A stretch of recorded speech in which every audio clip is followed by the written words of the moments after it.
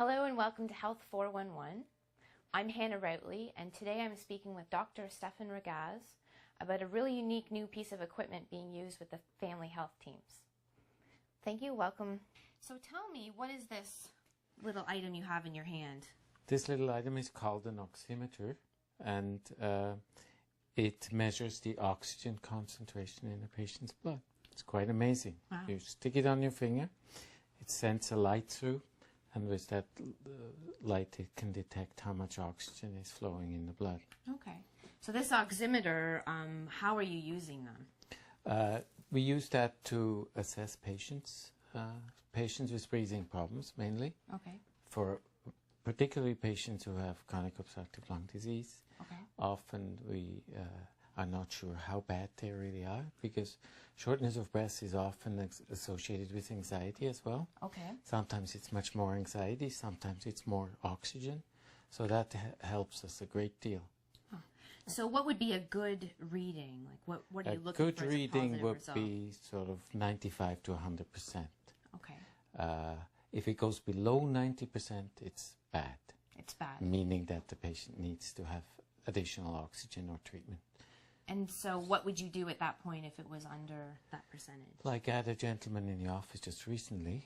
He complained of shortness of breath, and I sent him around the hall, and right. he came back and his oxygen was 82. Oh, wow. So I knew I had to get him oxygen at home right away, and he wasn't aware of that really.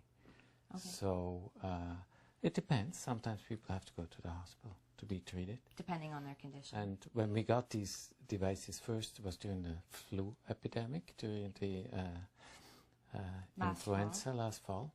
And in that situation, it was very helpful to determine how sick children or adults were when they came with flu symptoms.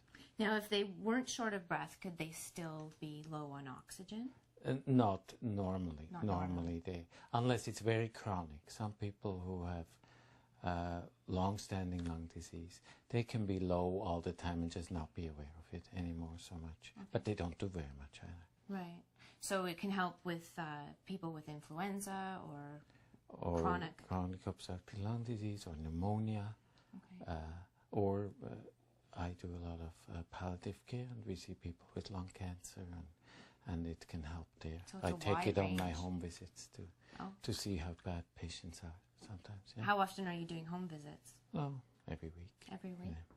So how often would you say that you're using the oximeter? Once or twice a week. Do all the teams have one. We all share it here in this group, but we have two on the floor, I think. So it's pretty powerful for a little piece of it's equipment. Amazing. It's an amazing piece, yeah. Great. And very helpful. Okay. And we're very grateful to the foundation that this was made possible. Well, thank you for taking the time to share that with us today. You're very welcome. I appreciate your Thank time. you. And thank you for joining us on Health 411, and we will see you next week. Health 411 is brought to you by the Greater Peterborough Health Services Foundation, guiding, giving, better living.